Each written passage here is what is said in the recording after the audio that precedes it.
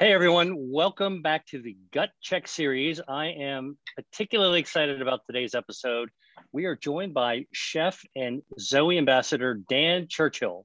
Dan's a super cool guy. He's a founder of Charlie Street, which is a farm to table fast casual restaurant in New York City, Nolita. And additionally, he actually has been putting recipes online to help improve your health, your life, and your overall kind of bodily and mental performance. Today's conversation is going to be focused on food and nutrition, specifically this idea like how we can easily create something that everyone enjoys that actually is good for our health, specifically our gut health. And that recipe is going to be his famous sweet and sour eggplant. So Dan, tell us what you got in front of you. Yeah, mate. Thanks so much for having me. So today, guys, we've got honestly, the way I'm looking at this is we've got a classic stir fry dish with a bunch of vegetables accompanied by a paste or a marinade you guys can create together. And we're put that on some wonderful, brown rice. So to make it simple, it's super tasty, sweet and sour eggplant, but we're just going to break it down to a way that just shows you how simple cooking with vegetables truly is. And hopefully we can get people improving some of their plant power points each week. You know what I mean, Doctor? Yeah, well, let's get started. What are the ingredients you have in front of you? So here we have eggplant. We got some, I call this a capsicum, mate, but I know a lot of people would refer to this as a pepper. We've got some red onions, lemon, garlic, ginger, some chili flakes, tomato paste, and also some olive oil, along with some just a classic AP flour here. And so I think the best way to kind of get this into fruition is you always start in my, I was brought up a lot with Southeast Asian cooking as well, mate. And a lot of the way you do your basic stir fry is you start with your ginger, your garlic, and also you have some onion too. So the first thing we're going to really do, mate, and how's your mortar and pestle down? I know you cook as well, mate. So do you work with a mortar and pestle at all? I do. I've had a mortar pestle since I went to medical school. And that thing is that thing's has a lot of use for it. I can tell you, I never ground a single pill, right? Mortar pestle is what the pharmacist uses, sure. Right? Like it's on the like on the logo of some pharmacies, but actually it's seen plenty of garlic. Now, by the way, we're here talking about gut health, right? So yes, that when we eat food, we think about our mouth, which is where all the flavor explosions occur. We think about our stomach, which is where we fill up our stomach, and then most people just kind of assume that whatever happens is kind of a black box of nutrition. But what we now know is that while our bodies absorb a ton of these nutrients like vitamins and minerals and things like that, the real value of food actually are in these bioactives and the fiber. And the bioactives get into our bloodstream, and they also go down to our lower gut, which is filled with healthy gut bacteria, 39 trillion healthy gut bacteria. And I'll tell you some amazing things as you're working is that garlic, which is the first thing you mentioned, and ginger, they both actually help to right size the good bacteria growing in our gut. And by right sizing the good gut bacteria, the good bacteria does us a big favor. So I say our gut bacteria, we shelter our good bacteria in our gut and our colon. We give them room and board. So we give them a space to live, and then we feed them, and they pay us back. All right. They pay their rent by releasing metabolites called short chain fatty acids that get into our bloodstream.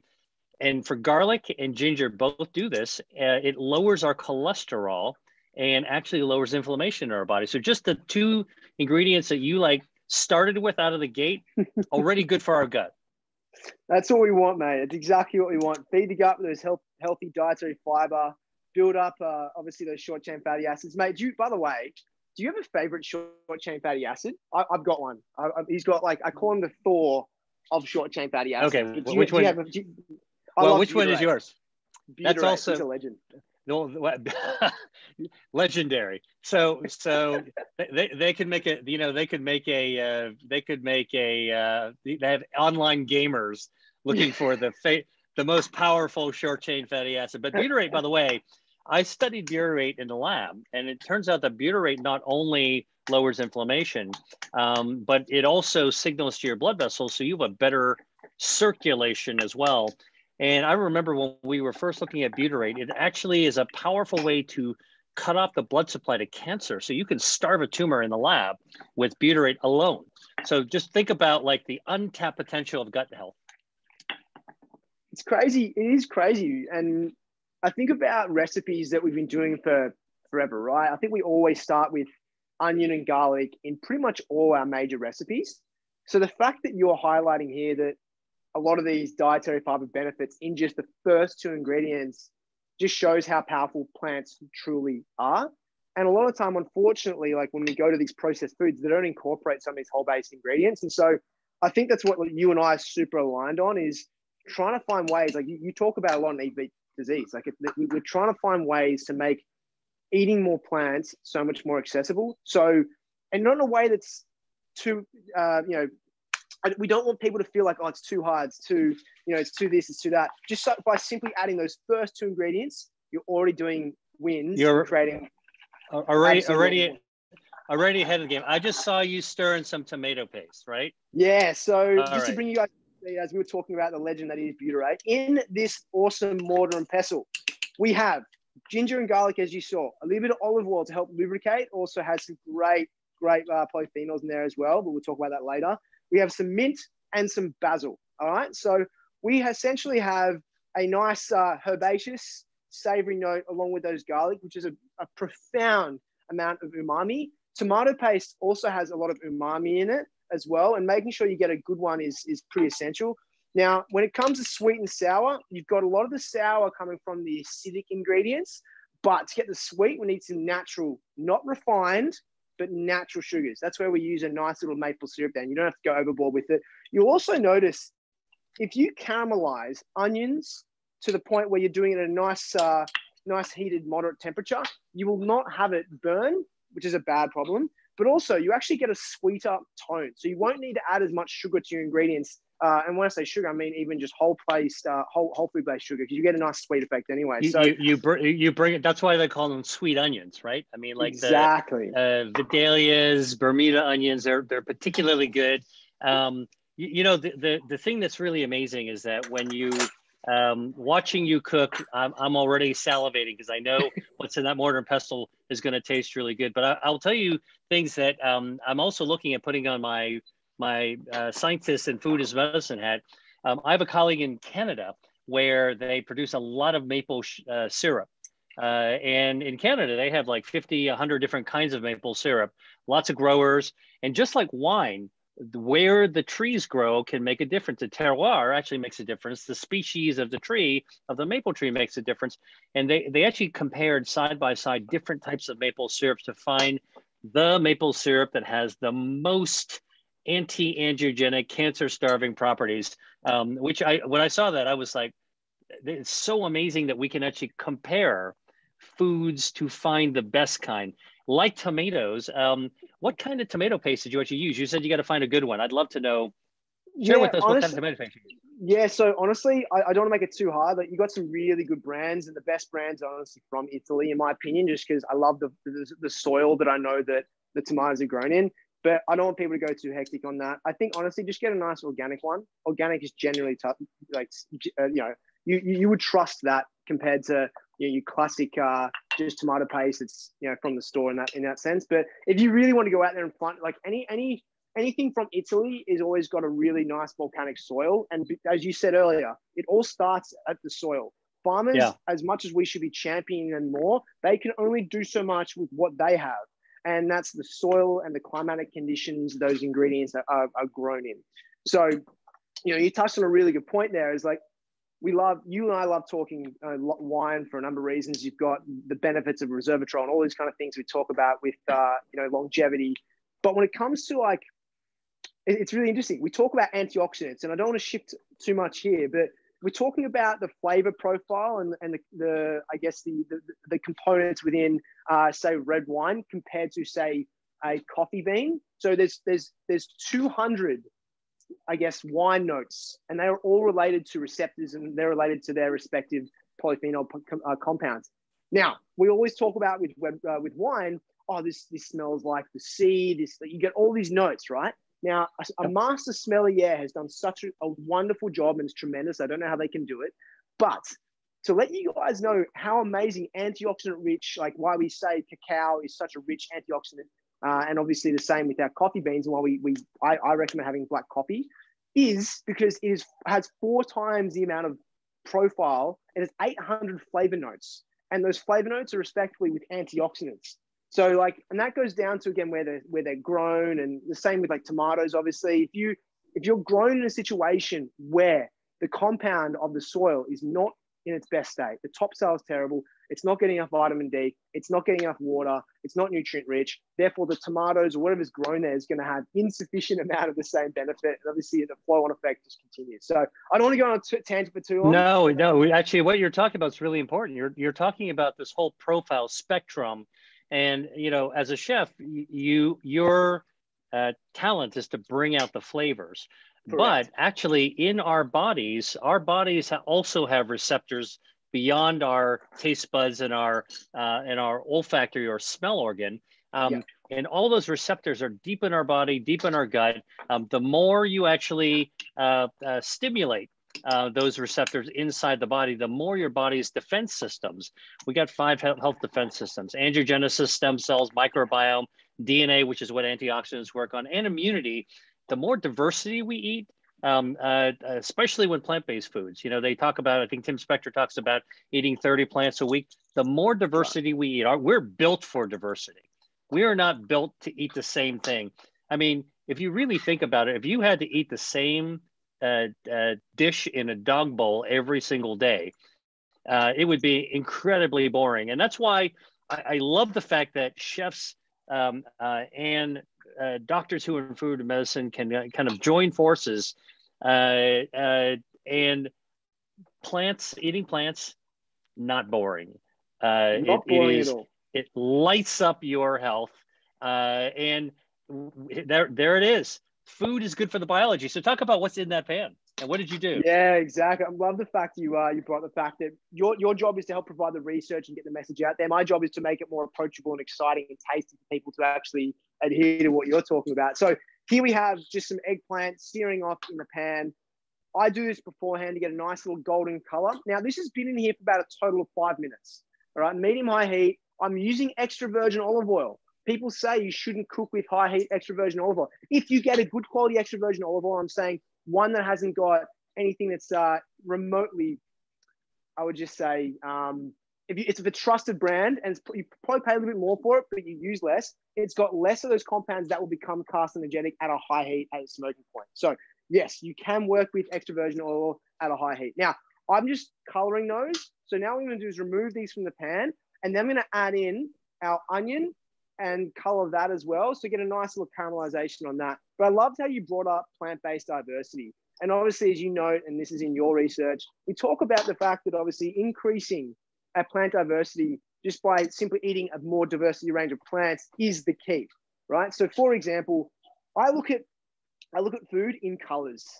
So my job is to find ways for people to eat more color, right? So I always say, if you're always having greens, make sure you get some reds. If you're always having yellows, get some eggplant color. I would say it's probably a maroon or a deep purple. But the idea behind this, and we know this through studies, the colors are associated with pigmentations. And those pigmentations are related to those phytochemicals, right?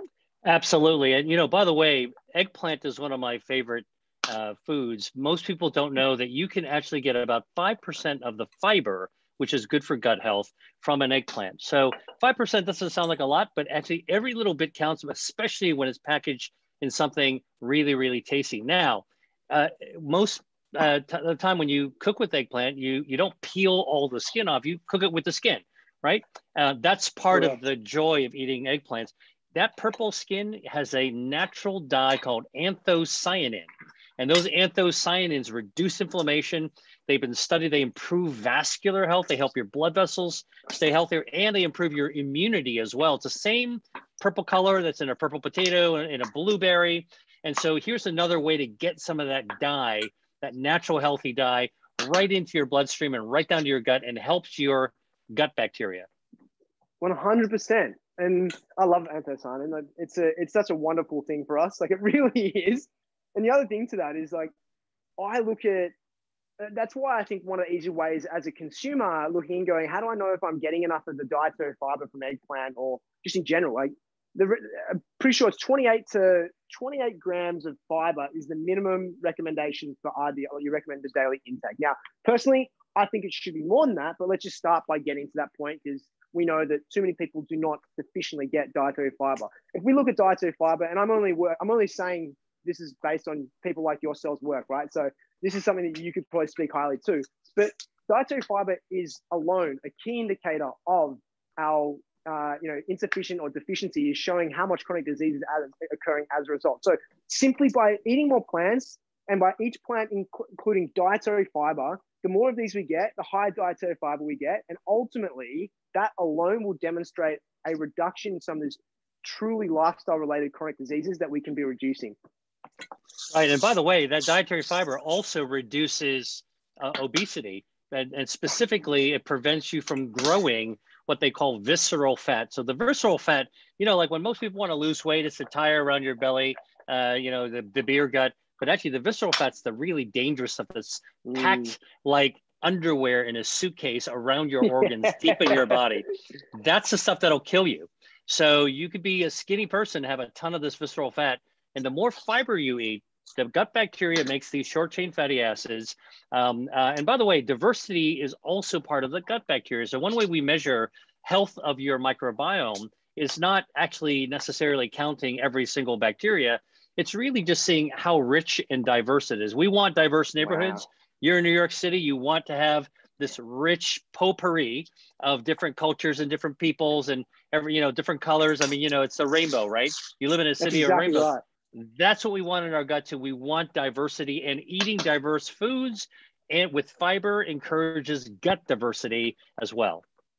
Mate, you hit it on the head. Oh, this is why I love the fact that I get to speak to someone like you about this, because, for me, it's like as we said earlier, my job is to find ways to get people excited to eat more of this, right? Whether it's showcasing how fun cooking is and tossing the pan, or seeing the beautiful colors that you see inside the pan now. And just to bring you guys up to speed, all we've done is we seared our eggplant, one side each, for about 3 to 4 minutes.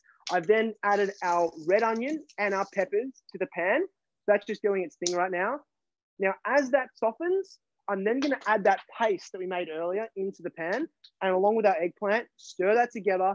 And that's going to be how simple our stir fry is. So when you break this down to steps, and if you're in your own home, you're in your apartment or whatever it is, all you've done is you've created a paste which you can make in bulk and then set aside to be used throughout the week. And then you've essentially heated vegetables in olive oil, added your paste, and then cooked off some rice, which you can also reheat for later on as well, and you have that available for you. And if you cook it in bulk, how do you store it? Do you just put it in a jar and cover it up in the fridge? Yeah, great question. So I put it, if I'm working with the marinade will keep for at least a week if you have it in this tight sealed jar. All right, so put that in your fridge. Make sure it's in fridge with a tight sealed jar. With the rice, make sure it cools down with the lid off first, so it doesn't get any extra heat to generate bacteria. And then once it cools down outside, you can then put it in your fridge, and that will then be able to keep for some time too. Like I would make, sometimes on a busy week, I know I've got a lot of shoots, or the team needs me on a line or whatever, I would probably cook enough grains like barley, rice, or even whole grain pasta for 5 days. And it would just be easy for me to go home and reheat some veggies, use one of my sauces, and then I've got, my meal done pretty simply. I love the fact you mentioned barley, because you can serve this sweet and sour eggplant on rice and barley, any kind of whole grain. Barley, by the way, has been studied in a really amazing way. An Italian group made pasta out of barley, whole grain. Wow. And they fed it in their lab to mice that were actually having problems with their circulation. And they found that actually, if you eat barley, if they feed them the mice barley, they will actually start to regenerate their organs from the inside out. So barley is a whole grain, and that probably also involves gut health.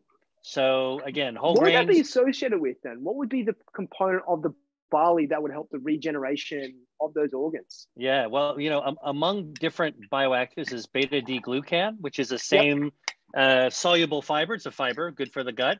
See it in It's also the mushrooms same, too. also in mushrooms. So it's found in barley as well, in high Awesome. concentrations. I bet that is a spoonful of umami you got there. That is umami right there. I love how you touched on that as well. It's like part of my job is, again, to find flavor, and I love to educate people on the components of flavor in general. So you've got your sweet, your sour, your salty, your bitter, and then this other beautiful savory paste, savory note of umami. So everyone listening in, if you're going to be cooking at home, it's like I often find people don't ever season. They make something to a recipe, or they don't, they think something's done. And a lot of this comes down to education and trial and error, to be honest. But what I would say is, like, salt's a good thing. We do need it. Getting a good quality salt is fantastic for everything from, obviously our hydration, obviously the balance of osmosis as well. Like, you don't want to be having too much salty foods. And a lot of that comes from obviously noting how many processed snacks and things you are having, because there's a tremendous amount of salt in that. But when you're seasoning your food, you don't want to taste the salt. Salt's job is to bring out the flavor. Now, the simple way to think about this is you have you've got moisture and you've got flavor. When you season with salt, salt's job scientifically is to bring out the moisture. So if we add salt and we have moisture and flavor, and we add salt to bring out the moisture, we're left with flavor, concentrated flavor, which is what its job is. The problem is, do we add too much salt, and particularly early on in the cooking process, I'll tell you that in a second, it gets too salty and we taste salt and we're like, oh, it's too salty. That's when you've gone too far. Now, two notes. When you are seasoning, you want to do that at the end. Reason being is, through to the natural instincts of evaporation, you lose moisture. And when you lose moisture, along with adding salt, it just double down on the amount of salt you're adding and the purpose of it. So add salt to the end. All right. And you never want to taste the salt. You just want to taste tomato's extra sexy flavor. And then, so here's the way of tasting it. So you taste it, like, it's kind of there, but I think it needs more oomph. Add some salt. Okay. Ooh, I taste it, but it's not sticking around for too long. Okay. So if it's not sticking around for too long, you need the flavor profile of acid. All right. So the job of, say, a lemon is that you don't necessarily want to taste lemon. You want to taste the flavor profile for the entirety of when you're enjoying it to your mouth. So if it's not there at the start, you add more salt. If you need to stick around for longer, add in some lemon juice, some red wine vinegar, some rice wine vinegar, anything acidic in nature. Even tomatoes already have acid in them and umami. That's why whenever you add a tomato-based sauce to a dish, you get packed full of flavor through the umami and also the acid as well. I love how you're talking about this in terms of blending different flavors to bring out something that is more than the individual parts. And if you think about the colors, you mentioned colored earlier. So tomato's red, lemon is yellow. You bring those two things together, you get orange, right? And neither Correct. is orange. And each color brings out something different from the other one. That's right. Now, lemons actually, the lemon juice is got a lot of vitamin C. It's got citric acid. All these things that are really good for you. Man, that I'm sure that lights up the flavor. Lemon zest. Lemon zest also is good because there's something called limonene in the zest. And if you're going to use skin, this is the reason to buy organic, because it's really difficult to actually wash pesticides off of skin. And there's still lots of value in the skin, like the eggplant skin or the lemon skin. That's correct. If you are going shopping and people ask, well, I can't buy organic, I can't afford it. And that's totally fine. Let's look to, when you're purchasing, your food, let's think about the things you're going to eat the skin of and try and focus your attention organically towards those. All right. Let's limit to those things as well. And just become more understanding of where a lot of the fiber is just underneath the skin. So know that you're getting your bang for your buck on that. The hardest thing, as we know, is telling people this is going to, by eating these things now, it's going to help them, 5, 10, 15, 20 years down the track. But some people I'm not motivated by that. That's totally fine.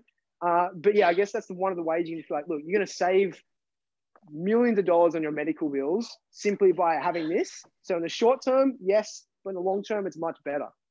Well, the immediate motivator is what you got in your left hand there in that pan. That is something that I cannot wait to try myself. Mate, I got to get you. I can't believe I missed you in New York. I got to get you in this kitchen so you can smell it next time you're down here. Look I at also want to this. see what else are you hiding in that kitchen that I should be looking at? Man, we got a lot of meals. We got a lot of fun and games here. And now I'm inspired. As you and I chatted off camera, I've got to go. I've got Yeah, to find some very, very special things to go, have in my space. So yeah, just as I finish this off, I've got this beautiful soft eggplant up here. I can put some beautiful. more sauce on. And that's honestly, this is delicious. And one of the best things about eggplant is just how it holds is such a beautiful centerpiece dish, right? I absolutely love it. So, Yeah, can mate, you that is, share that? Can you share that to us? yeah, man, I'm just going to Let's take a look at get, that. It is, wow. That looks like now. See, that would be an awesome lunch or dinner, and you're saying that you can make enough so you can actually do it up again the next day. And exactly. if for whatever reason eggplant's not your thing, that sauce you made could be used for other vegetables that you could heat up, cook up, much in the same way in order to be able to create something really amazing. And if you're not a vegetarian or a vegan, you could probably use that sauce for other proteins as well. By the way, you could probably use tofu with that as well. 100%, 100%. I love the fact that you did touch on the versatility here. And, at the end of the day, I don't want people following recipes feeling they have to follow the recipe. I want people to be inspired to know, okay, knowing that I'm making something I love, it's also good for you based on some of the stuff I've seen. So if you go to the store and say they're out of eggplants because there's an eggplant, just everyone loves eggplant. Cool. Think about how you can take the same principles of what we've done today and swap with something else. Simply tossing the pan. Same with making a sauce for anything. And everybody watching this, something I want to call out is Chef Dan didn't use any more space or any more tools than almost anybody has in their own kitchen. Even if you've got a little galley kitchen in a tiny little apartment, in a city someplace, you can actually knock this baby out. Well, listen, this meal looks delicious. I cannot wait to try the recipe. You're going to share the recipe with us. And this has been a great conversation about everyone's favorite topic. I mean, who doesn't talk about food? So I hope everybody watching this gets that recipe, tries it at home, and feels more energized to incorporate plants, lots of flavor, lots of bioactives, to be able to really stimulate and help our gut health. And by the way, our gut is connected to our immunity. So if our gut is healthy, our immune system's healthy. And if there's one thing we learned in the last 18 months, it's just how important it is for us to have good, strong immunity. So with that, I want to thank you, Dan, and can't wait to try that and look forward to sharing with the world. Thanks, Dr. Will, mate. Pleasure, and looking forward to having you taste this meal directly with me. Absolutely.